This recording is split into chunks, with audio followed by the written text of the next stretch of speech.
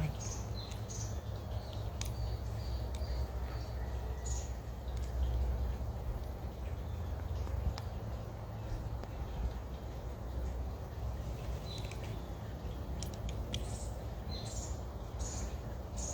Oi, Lídia, bom dia. Tudo bem? A Kátia, tudo bom, Kátia? Bom dia. Bom dia, como vocês estão aí? Quarta-feira já, hein? Meu Deus, semana tá voando. Que bom. O... Bom dia, bom dia. Que joia. Então vamos lá, né? Para mais um dia compartilhar da palavra, que gostoso, né? Tá meio fresquinho até demais aqui fora. Tô um pouco de frio até. Mas um dia bom, graças a Deus, né? Por mais um dia. Então, então eu quero compartilhar com você, né, mais um pouquinho da palavra do livro de Isaías, onde a gente leu do capítulo 28 até o 6, né? Então a gente vai ler mais um trechinho hoje. Oi, Ana, tudo bom? Muito frio por aí, Ana? Ontem eu falei com uma amiga minha, né, a Suzana. Ela disse que estava jogando água para tirar a neve de cima do para-brisa do carro. Que coisa, né? Que diferença. A Lica, bom dia. Eu tô bem, graças a Deus. Deixa eu dar uma limpadinha no meu óculos aqui, senão não vai adiantar ter óculos, né? Então, agora acho que eu vou ler melhor. Então diz assim, deixa eu ler, faz dias que não assisto. Então, Lídia, eu tirei uma semaninha aí de férias e olha só, tá em casa. É assim, né? Tem um tempo para todas as coisas, às vezes não entende o que acontece, né, Lídia? Às vezes não é aquilo que a gente estava esperando, mas a fechar uma porta abre outra, né? Bem melhor, que vai te deixar mais feliz, né? Que beleza. Então, eu vou ler ali a partir do 7 do capítulo 28. Está falando aqui de novo, né, contra os habitantes de Jerusalém. Nós lemos ontem, falou ali sobre Efraim, né, sobre a tribo de Efraim. E vamos ler agora sobre esse trecho que fala dos habitantes de Jerusalém. Mas também estes cambaleiam por causa do vinho e não podem ter-se em pé por causa da bebida forte. O sacerdote e o profeta cambaleiam por causa da bebida forte, são vencidos pelo vinho. Não, não podem não podem deter-se em pé por causa da bebida forte, erram na visão, tropeçam no juízo, porque todas as mesas estão cheias de vômitos e não há lugar sem imundícia. A quem, pois, se ensinaria o conhecimento e a quem se daria a entender o que se ouviu? Acaso os desmamados e os que foram afastados dos seios das maternos? Porque é preceito sobre preceito, preceito e mais preceito, regra sobre regra e mais regra, um pouco aqui, um pouco ali, pelo que por lábios gaguejantes e por língua estranha falará o Senhor a esse povo. Olha só que interessante, né? Ele dizendo, falando sobre o comportamento do povo de Israel, né? Se embriagando, os próprios profetas, os próprios sacerdotes, aqueles que estavam ali para servir o povo, né?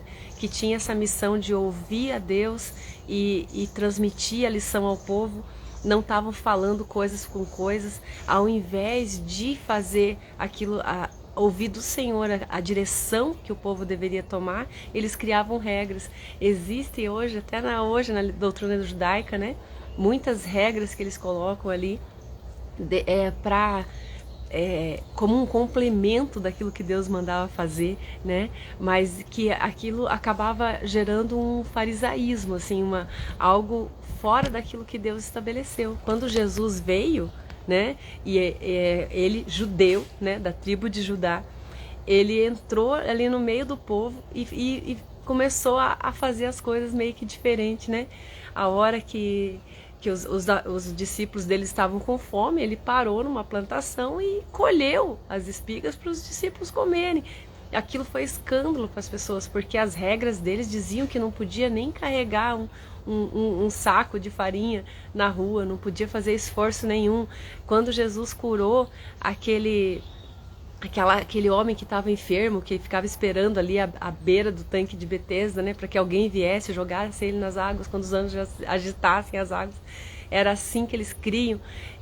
Quando Jesus foi e curou aquele homem, ele ficou com medo de carregar a cama dele. Ele estava paralisado, né, em cima de uma cama, e ele ficou com medo de carregar aquela cama.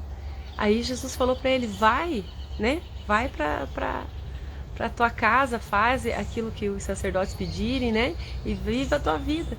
E daí eles falaram que não te é lícito você ficar carregando a tua cama, porque hoje é dia de sábado. E ele falou assim: aquele que disse levanta e anda, né, falou que eu podia carregar e que eu podia ir para casa. Então, assim, ele veio quebrar todas essas regras que Isaías está falando aqui, que o povo começou a fazer por conta própria, né? Porque eles já não ouviam mais de Deus aquilo que era direção para eles e começaram a criar as próprias regras, né? Hoje a gente vê isso muito em igrejas, doutrinas em cima de doutrina, e que aquilo não é uma interpretação fiel do que a palavra diz, mas é uma interpretação humana daquilo que eles entendem que tem que ser daquela forma, e impõe isso para muitas pessoas, acaba entrando como um jugo na vida de muita gente, e tem pessoas que saem, né, do convívio da igreja por conta dessas doutrinas, dessas coisas que se formam, né? Mas ainda hoje nós temos muitas outras opções, né? Você pode congregar onde você se sente bem, aonde Deus te chamar para estar, porque tudo tem um propósito, né?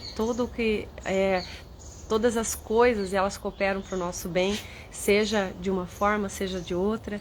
O importante é que a gente esteja no centro da vontade de Deus, que a gente esteja ciente de que é ali que Deus nos chamou para estar, né? E aí no 11 aqui, Deus falou para o povo: pelo que por lábios gaguejantes e por língua estranha falará o Senhor a esse povo, ao qual ele disse: este é o descanso, dai descanso ao cansado, e este é o refrigério, mas não o quiseram ouvir. Então Deus falando assim, ó, se vocês não derem ouvido para aquilo que eu estou falando, vocês são o povo escolhido, para que eu crescesse no meio de vocês, para que eu edificasse a minha palavra no meio de vocês. Mas se vocês não derem ouvidos para isso, eu vou levantar outras pessoas que o façam, né? E por línguas estrangeiras vocês vão ouvir aquilo que vocês não estão conseguindo entender, aquilo que vocês não estão buscando. E eu vou dar descanso àquele que está cansado, né? É tão lindo isso, que nós temos uma missão diante de Deus. Todos nós temos uma missão diante de Deus, né? Mas se você não fizer a tua parte, né, Deus vai levantar outras pessoas para fazer, porque Ele continua sendo Deus, o plano dele é eterno, e Ele vai fazer, Ele vai cumprir tudo aquilo que Ele prometeu, tudo aquilo que está estabelecido através da vida das pessoas. Deus usa pessoas para abençoar pessoas. Só que quando a gente obedece, quando a gente se coloca na posição para fazer aquilo que Deus coloca no nosso coração, a gente superabunda em graça, em alegria, em prazer, né, em amor de Deus, porque não tem coisa melhor do que você estar fazendo exatamente aquilo que você nasceu para fazer, né? Você está no centro da vontade de Deus para a tua vida, está cumprindo o teu propósito. Isso é uma alegria plena, isso vem a paz do Senhor, né, sobre as nossas vidas. Então a gente precisa buscar isso, aquilo que enche o nosso coração, aquilo que nos dá alegria, aquilo que Deus fala para nós, seja através de visões, de sonhos, da própria palavra dele. Ele fala ao nosso coração, Deus fala com a gente o tempo todo. A gente precisa estar atento a esses sinais, a essas multiformes maneiras de Deus comunicar aquilo que Ele quer ao nosso coração.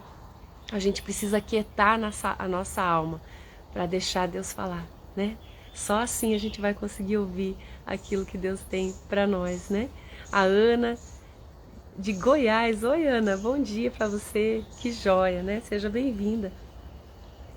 E nesse versículo 11, mais uma vez, né, Isaías está se referindo a esse tempo da graça que a gente está vivendo. E pelo cumprimento da promessa de Deus, Deus falou que cegaria o entendimento do povo escolhido dele, do povo judeu, né? Para que as nações fossem alcançadas. Então Paulo fala muito a respeito disso, né? Que ele veio para abrir os olhos dos gentios. Ele, como judeu, cumpridor de todas aquelas leis que tinham na época, ele falou assim: eu deixo para trás, eu não vejo como glória nada daquilo que eu sabia, nada daquilo que eu era. Eu deixo tudo isso para trás para aprender de novo com Cristo, né? E viver daqui para frente a verdade daquilo que eu aprendi a respeito de Deus. E ele tinha essa missão dentro dele muito clara, né? De que ele veio para os gentios, para abrir os olhos dos gentios, das pessoas ali ao redor que não conheciam a Deus ainda, né? E ele veio com essa luz no meio do povo. E hoje nós somos alcançados, nós somos os estrangeiros que podemos falar da palavra de Deus, né? E através das nossas vidas Deus dá descanso ao seu povo, né? Muito lindo isso, essa palavra descanso. Ele falava lá atrás para Moisés, né? Eis que vocês entrarão no meu descanso. Ele não estava falando só de uma terra onde não haveria guerra, onde não haveria sofrimento. Ele estava falando de um lugar nele, né? De um lugar em Deus onde a gente pode ter descanso, um esconderijo do Altíssimo, né? Um lugar onde nós somos cuidados por Ele, um lugar onde as circunstâncias não reinam mais sobre nós, mas nós podemos reinar sobre as circunstâncias. Isso é paz, né? A gente ter paz em meio às dificuldades, porque Jesus falou que no mundo nós teríamos aflições, mas essa paz que excede todo o entendimento é a paz que Ele nos deu. Ele falou assim: a minha paz eu vos dou, não a paz que o mundo conhece, mas a minha paz eu vos dou. E essa paz é o descanso do Senhor. Eu quero ler com você um trechinho lá em Hebreus que fala do descanso do Senhor. Eu acho que é em Hebreus 3 ou 4. Já achamos aqui.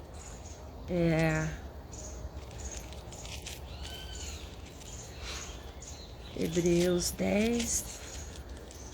Aqui.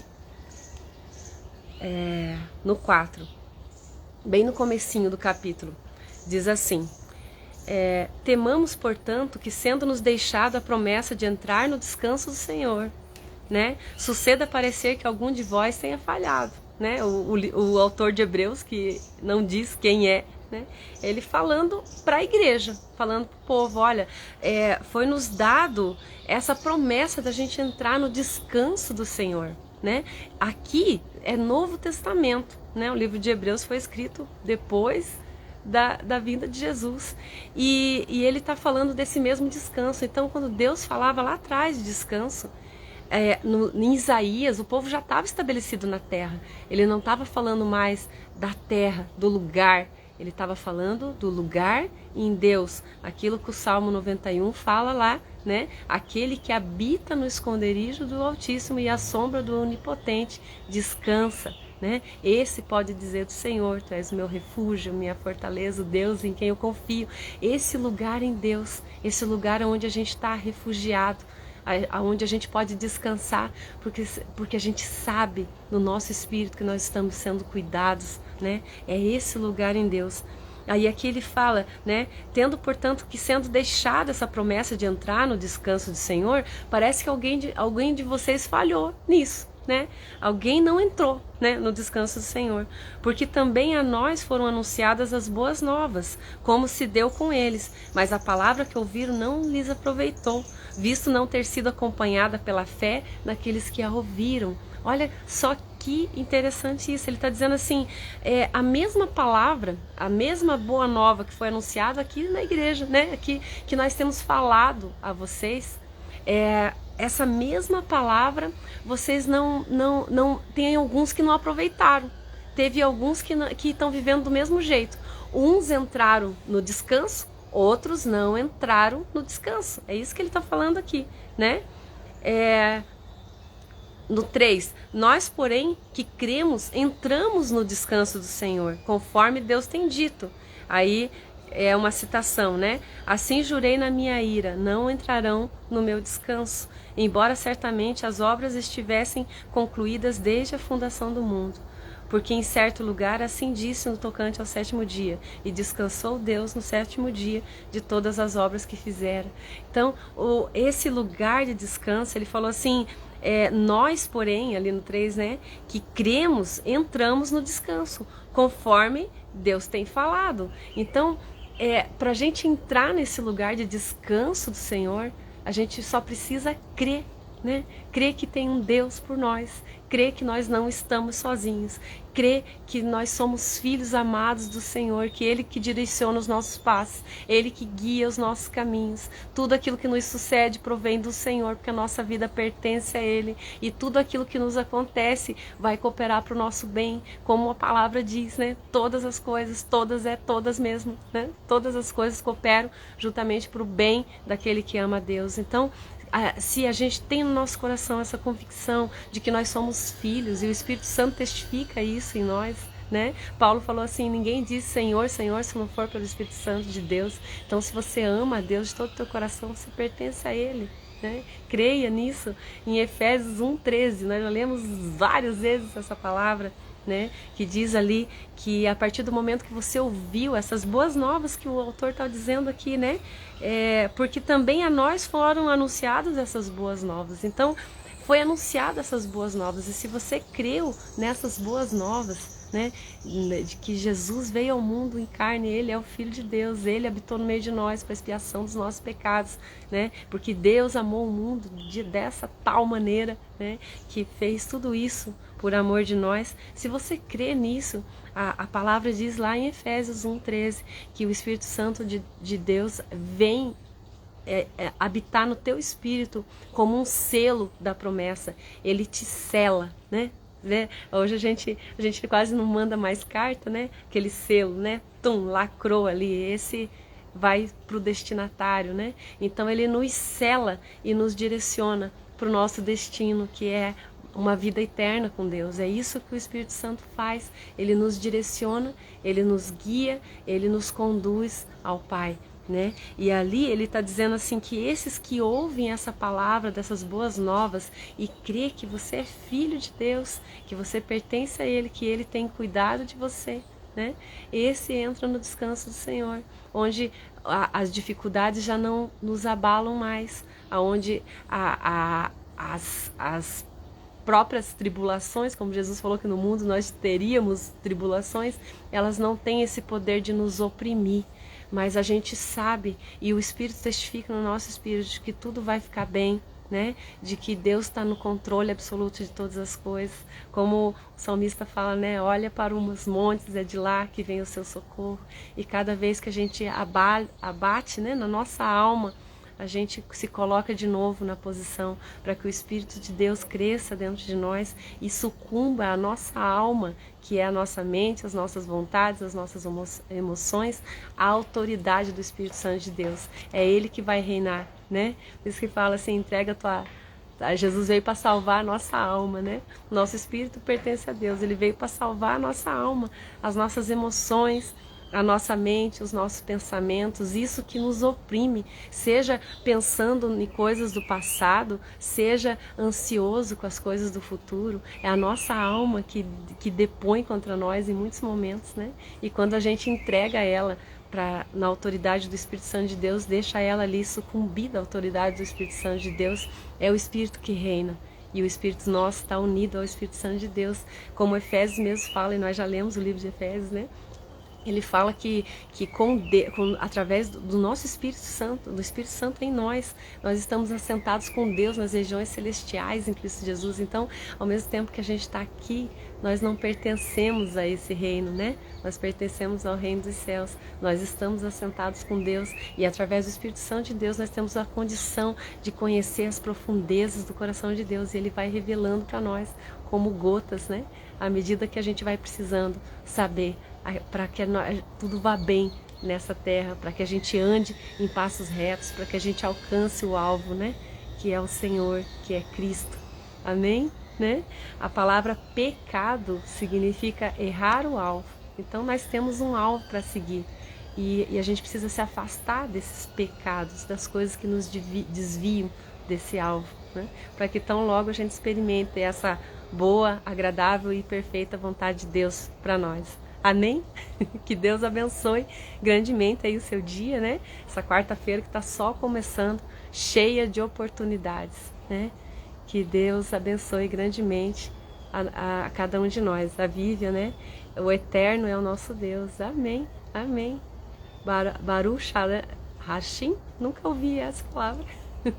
Lindo. Louvado seja o Senhor. Beijo grande. Até amanhã, às 6h16. Se Deus quiser, estamos por aqui novamente.